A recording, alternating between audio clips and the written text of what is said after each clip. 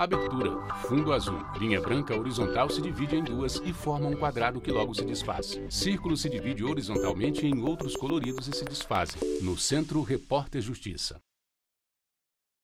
2020 foi considerado um ano perdido para muitos brasileiros. No quesito educação não foi diferente. A pandemia do novo coronavírus obrigou escolas a fechar as portas. O ensino à distância ganhou força, mas evidenciou um problema sério: a falta de estrutura para esse tipo de atividade. O Repórter Justiça desta semana mostra como os docentes de todo o país trabalharam nesse momento de incertezas e de que modo as instituições de ensino começaram a se preparar para receber os alunos de volta. Você vai ver que a evasão escolar se tornou uma triste realidade diante da crise sanitária. E mais, o hábito de leitura como forma de entretenimento e de ocupação do tempo. Estudantes em sala de aula, professor usando quadro para explicar o conteúdo, coleguinhas reunidos para as atividades de classe. A imagem ainda é bem viva em nossas memórias, não é?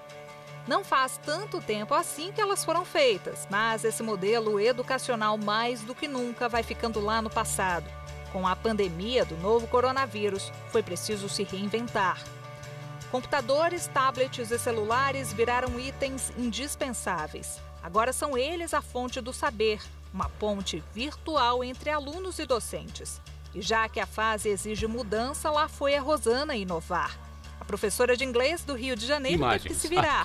Programar atividades online para a turminha que tem entre 13 e 4 anos foi uma loucura. O quarto virou uma grande sala de aula. Rosana Mesquita, material professora. Lúdico, muito material lúdico, para tentar captar essas crianças pra gente. Haja criatividade. No processo de aprendizagem, valeu de tudo um pouco. Explicar o significado de algumas palavras por desenho, fazer um chá da tarde com bonecas. A crise sanitária fechou escolas e alterou a rotina de todo mundo. No Brasil, o que se viu em 2020 foi que poucos estavam preparados para a pandemia. Educadores tiveram que quebrar paradigmas. E foi justamente isso que garantiu a permanência deles num mercado totalmente novo. Será que essa crise não está nos Valadares, ensinando que a gente especialista precisa em também educação. criar, gerar outro tipo de aprendizado? Crise ensina. Crise nos faz amadurecer. Então eu enxergo que eu, como professor, eu estou aprendendo uma palavrinha que é muito importante no século XXI. Desde 2000, 2010 e agora 2020, a gente tem que lembrar dessa palavrinha de novo, que é a tal da adaptabilidade. A gente está aprendendo a se adaptar, a fazer algo que não estava muito acostumado e vai errar no primeiro momento. E está tudo bem. Pela primeira vez em 20 anos de carreira, a tia Marissandra passou a dar aulas virtuais em Campo Grande, no Mato Grosso do Sul. Todos os alunos foram cadastrados, Marissandra receberam um Souza, e-mail, professora. assim como todos os professores, e as aulas têm acontecido nesse mundo virtual. Nesse ambiente novo, rolou até festinha junina Imagens, improvisada. arquivo pessoal. Uma forma de levar para os encontros pela internet o que essa galera faria se estivesse unida presencialmente. Em Maceió, o professor Alessandro virou aluno. Com tanta novidade no jeito atual de ensinar, ele precisou aprender um beabá digital. Tivemos que parar para estudar, tivemos que parar para pesquisar professor. Quais ferramentas nós temos à disposição e principalmente aquelas que estejam ao alcance do aluno, que infelizmente não é o que acontece com todos, né? Prender a atenção dos estudantes foi um desafio no ano que passou. Entre os pequenos, a missão foi quase impossível. Em Belo Horizonte, a Fabiana e o Paulo até receberam sugestões de atividades da escolinha particular das filhas. Mas os dois também alternaram os períodos de trabalho remoto com a educação da Larissa e da Lúcia. A gente percebeu que seria importante fazer uma readequação das rotinas, né? E com tempos, digamos, pré-determinados para as atividades das meninas e nossas também, né? Então a gente, dentro dessa rotina, a gente criou os tempos de brincar, o tempo da educação, o tempo da alimentação, o tempo do banho, o tempo do ócio, o tempo da televisão. Pais tiveram que acompanhar de perto a rotina de estudo dos filhos em casa. Esse foi um legado positivo da pandemia. E sabe o que tem sido visto no processo de aprendizagem?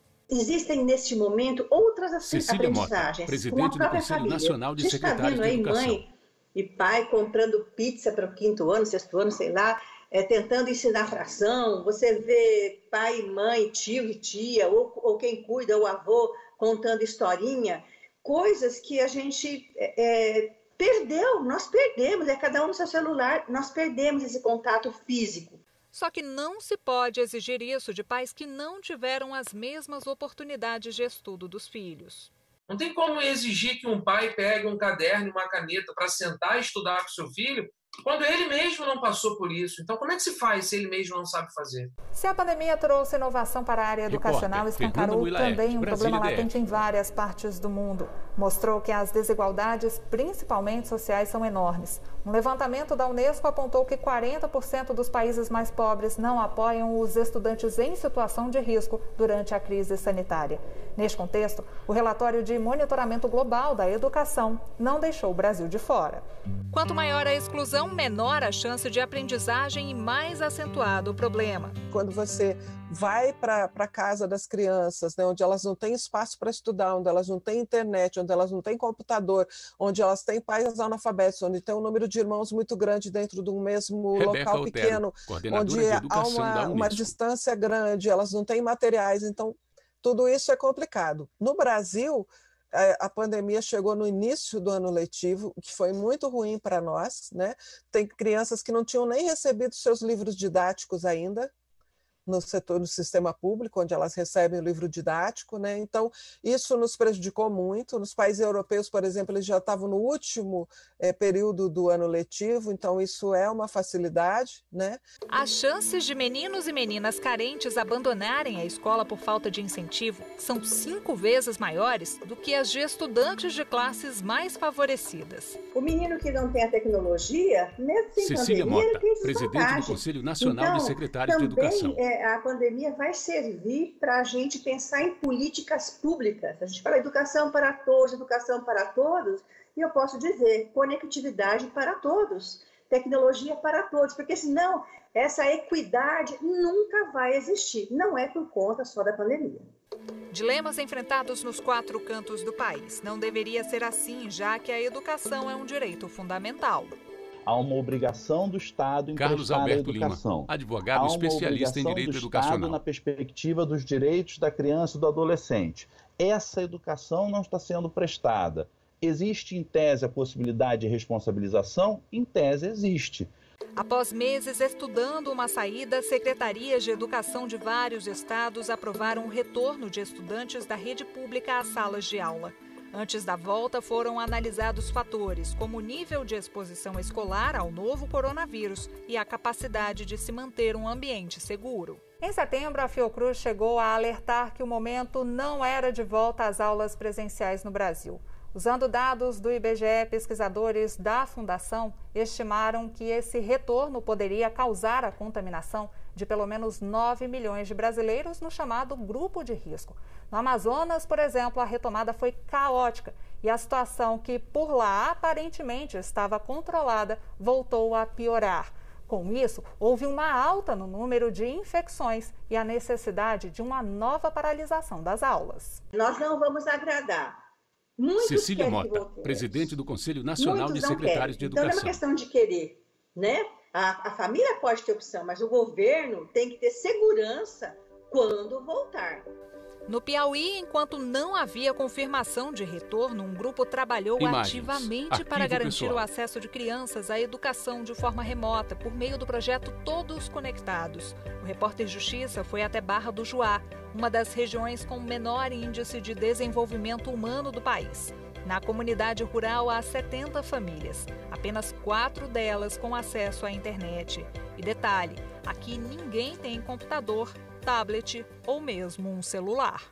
A gente tem instalado antenas de internet que atendem 5 casas, diretor do Instituto e depois mais 5 e outra antena para atender mais 5, e que essa antena consiga distribuir um sinal que possa garantir o acesso para essas famílias. Com esse acesso comunitário, a gente vê que fica mais barato e que eles conseguem ter uma internet que atenda a demanda deles, que é assistir uma videoaula, é conseguir baixar uma atividade que a escola manda por WhatsApp.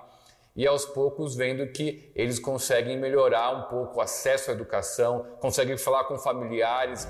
A casa do Jusilândio foi a primeira a ter internet instalada. Um alívio para ele e para a filha Isabel, que teve como acompanhar as aulas online. É bom demais com a internet para o cabo estudar. O repórter Justiça faz uma pausa e volta em instantes. Daqui a pouco a gente mostra como professores foram protagonistas na vida de tantas crianças e jovens nesse período de pandemia. Não saia daí. Vinheta de transição. No Centro, Repórter Justiça. Vinheta de transição. No Centro, Repórter Justiça. Nós já mostramos aqui no Repórter Justiça que a educação é um direito de todos. Mas Lucas, que é deficiente visual e mora em Belém, no Pará, é prova de que a inclusão ainda não é bem uma realidade. Em tempos de pandemia, o ensino à distância foi uma alternativa que acabou dificultando a vida do jovem. Pessoal. Era para ter colocado um audiodescritor. Lucas Costa, estudante. Era para ter colocado até um áudio de aula melhor na TV. Máquina de escrever em braille próximo a Lucas. Também deviam mandar os conteúdos em braille para os deficientes. Alunos em sala de aula. Com aulas suspensas, a nova rotina de muitos brasileiros passou a ser estudar pela internet ou pela TV. E isso para o Matheus, que não escuta, foi bem complicado. Eu desejo estudar em casa Matheus também, estudar para o Enem, estudar e aprender a escrever uma redação de acordo com o Enem, mas é difícil por não termos intérprete e ninguém reclama sobre esse descaso. Essa dificuldade não é exclusiva de estudantes brasileiros. É que menos de 10% dos países analisados pela Unesco têm leis para garantir a inclusão plena na área educacional. Se você tem uma criança que desde a educação infantil, Otero, ela vê coordenadora a de educação da Unesco. Ela vê uma criança com necessidade especial, que ela pode ajudar, inclusive, ela vê uma criança de uma outra raça dentro da sua sala de aula, ela vê uma criança que tem uma orientação sexual diferenciada, ela vai se acostumando, ela vai aprendendo a respeitar essa diversidade e a gente cria uma sociedade que respeita a diversidade. Então, por isso é importante termos essa inclusão e tratar esse tema dentro dos currículos, dos materiais didáticos, da formação dos docentes, e aos poucos ir mudando, né, a sociedade nesses aspectos que não são bons. Por aqui, a inclusão aumentou nos últimos anos. Dados do censo escolar apontam que o número de matrículas de alunos com deficiência na rede pública cresceu consideravelmente. Passou de 88,4% em 2015 para 92,8% em 2019.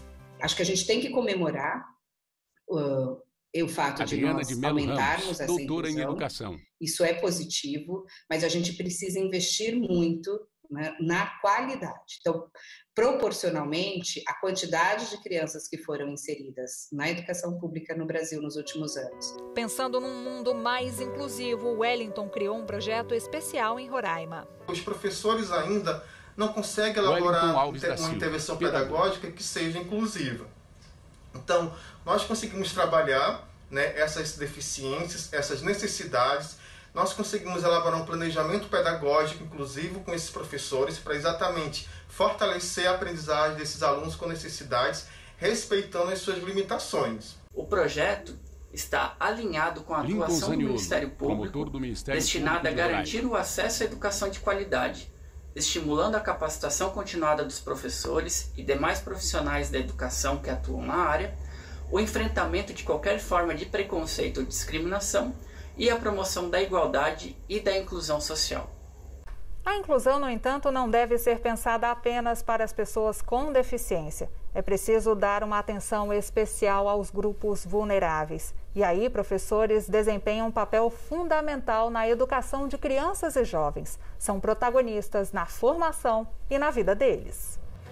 Sabe aquela história de professor herói? Uma comunidade ribeirinha de Porto Acre, a 80 quilômetros de Rio Branco, recebeu uma visita inusitada. Uma liga de supereducadores com uma missão tão importante quanto salvar a humanidade. Aqui eles entregaram materiais escolares para os estudantes que estavam sem acesso à internet. Foi bem interessante, porque a maioria ficou bem surpresa, de ver coordenadora do Núcleo de Educação super-heróis subindo o morro, subindo o barranco do rio para entregar o material escolar para eles. Já esta outra comunidade rural do Acre recebeu um grupo de professores que inovou assim. Eles estavam vestidos como personagens do Sítio do Pica-Pau Amarelo, que fazem parte da nossa cultura no Brasil. Os estudantes, eles gostaram muito dessa ação. Zélia Maria Ferreira Lima muitos da Silva, deles, diretora. Não puderam chegar à escola, porque como as aulas ainda iam iniciar, veio a pandemia e aí os alunos não puderam chegar até a escola. Nós chegávamos nas casas, as crianças Ferreira da Silva, recebiam professor. De braços abertos, recebiam felizes, né? Elas gostaram das caracterizações, gostaram das pessoas que estavam ali, né? E os pais se identificavam muito porque fez parte da sua infância, muitos dos pais ali se gostavam muito. Iniciativas semelhantes se espalharam por todo o país. Em Arujá, os professores de uma escola municipal fizeram uma carreata. Eles levaram doces e lições impressas para os alunos. Exemplos de empatia na crise sanitária. A gente queria ver as crianças, matar um pouco a saudade, saber como eles estão, ver de pertinho, né? Mesmo que a gente não pudesse dar um abraço, um beijo, que é muito comum nos professores de educação, quem trabalha com criança, o carinho, o afeto. Então, esse tempo longe das crianças, a gente sabe que eles sentem falta desse contato e nós também. O Repórter Justiça volta em instantes. No próximo bloco, vamos mostrar que a leitura abre não só as portas para a imaginação, como também faz parte do processo educacional do cidadão e tem papel fundamental nesse momento de isolamento físico. Não saia daí, o intervalo é bem rápido. Vinheta de transição, no Centro Repórter Justiça. Vinheta de transição, no Centro Repórter Justiça. Todo dia é assim, lá vai o Lion pegar os livros favoritos e dar aquela lidinha básica. Mas essas imagens do menino de 8 anos não são uma mera coincidência em relação às que você vai ver a seguir. É que o hábito da leitura também é uma constante na vida da Luana e do Luciano, pais da criança. Eu gosto de ler bastante. Lion Monteiro, estudante. Tipo, Pequeno Príncipe, como se alguns já conhecem o filme, e Charlie Brown. Aposto que vocês já viram seus pais. Assim, tem cada um eu leio. Ele é estudante da rede pública de Arujá, em São Paulo. Desde que foi alfabetizado, não parou mais de ler. Um estímulo que traz inúmeros benefícios. Ele tem o desenvolvimento como em criatividade, imaginação, né? Ele desenvolve uma fala melhor, o conhecimento de outro vocabulário, outras palavras inseridas no vocabulário dele. E aí é dessa forma que a gente incentiva ele a leitura diariamente ou pelo menos semanal. Na casa da Maria Clara, em Goiânia, o incentivo também é grande. Gibis e contos de fadas são os prediletos da garotinha de 5 anos, que, para surpresa da Fábila e do Wesley, começou a ler durante a pandemia. Acho que sou Maria Clara Campos Ferreira, estudante. Com ela o dia inteirinho. Nós sempre incentivamos, né, Fabíola a leitura. Dias Campos, professora. Antes mesmo de ela nascer, nós compramos alguns livros, né, com histórias infantis. Então, desde sempre a gente incentivou a questão de estar olhando as figuras, cores. Ela aprendeu a ler até rápido, assim. Wesley legal, Ferreira Santana, tudo, músico. Já lê tudo bem, já consegue saber a função de diversas pequenas palavras que seriam complicadas, por exemplo, letras que são mudas, ser cedilha, ela já entende a função dessas palavras. Ler um livro é como adentrar num universo paralelo Fernanda de informações. Brasília DF. Como se cada história desse asas à nossa imaginação. A leitura ajuda não só no desenvolvimento humano, ela também é capaz de melhorar a comunicação e a interação social. Apesar de todos esses pontos positivos, o brasileiro tem lido cada vez menos. Foi o que revelou a 5ª edição da pesquisa Retratos da Leitura. Entre 2015 e 2019, por exemplo, 4.600.000 pessoas deixaram de ler algo no intervalo de 3 meses. A intenção de abrir um livro só aumentou mesmo entre as crianças de 5 a 10 anos. O estudo mostrou que esses meninos e meninas foram bem influenciados a ler por professores. Amigos também entraram na jogada. Pais ou responsáveis do sexo masculino indicaram algumas obras, mas foram as mães ou responsáveis do sexo feminino que estimularam mais as crianças dentro de casa. Essa família que estimula a leitura de diferentes formas, lendo para a criança, lendo como exemplo, presenteando com livros, tendo livro em casa, ela de fato consegue despertar esse interesse, né? Acho que a criança traz uma valorização do livro, traz na memória afetiva, né, essa coisa do prazer de ler, né? Principalmente os pais que leem para os filhos e criam ali uma relação mais afetiva. Então fica a dica, a leitura tem que ser prazerosa. A leitura que é apresentada somente como uma obrigação e como uma tarefa, ela dificilmente vai formar um leitor para sempre, um leitor por gosto, né? Em Minas Gerais, o Francisco, de 6 anos, e a pequena Yolanda, de 10 meses, estão crescendo rodeados de livros. Tudo graças à mamãe Juliana, que está sempre ali do lado, lendo para a garotada. Um interesse despertado desde cedo. E olha só que legal essa história. Os livros se tornaram companheiros de caminhada do Francisco. Eu tenho uma cena que é muito legal, assim, ele com 3 anos e meio, a gente tomando café da manhã, e aí ele colocou um livro numa cadeira e falou que o livro era amigo dele e ia tomar café da manhã com a gente. Então ele cresceu exatamente com essa relação, uma relação de amizade, de companheirismo com os livros. Bem cedinho de manhã. Imagens. A Juliana gosta tanto da contação que tem esse projeto aí. Ela canta e encanta a criançada por onde passa. Se a criança aprende pela emoção Juliana como principal habilidade de aprendizagem, quando a gente coloca a emoção envolvida na leitura, o cérebro ele é muito mais ativo. E compara-se até a questão da leitura com a questão da vivência. Então, quando o cérebro está lendo, há uma comparação de estudiosos de que esse cérebro é como se a criança estivesse vivenciando, né? Como se a pessoa, ao ler, ela vivencia esse momento. Então, a leitura, ela proporciona ir além dos horizontes das páginas de um livro, por exemplo. A leitura para crianças forma uma espécie de triângulo amoroso entre elas, o livro e o adulto que o lê. Ler também é um direito fundamental, cuja responsabilidade deve ser da família, da comunidade, da sociedade em geral e principalmente do Estado. A gente fala que criança não é futuro, criança é agora. Né? A criança precisa ter seus direitos respeitados agora para que ela seja, se forme no tempo adequado como cidadã. Então, é uma cadeia de responsabilidade. Se um desses agentes eximir da sua responsabilidade, essa cadeia enfraquece. Então, a leitura é um passo importantíssimo, imprescindível, para que a criança possa construir uma estrutura de conhecimento para enfrentar o mundo no futuro. Sabe que a leitura em família pode fazer por uma criança? Tudo pode fazer. Aqui no Brasil, o Ministério da Educação tem estimulado a leitura na primeira infância com o projeto Conta Pra Mim. Novos sons, mostrar novas formas de ver o mundo. Os livros têm esse poder de encantar, de ensinar, de fazer sonhar.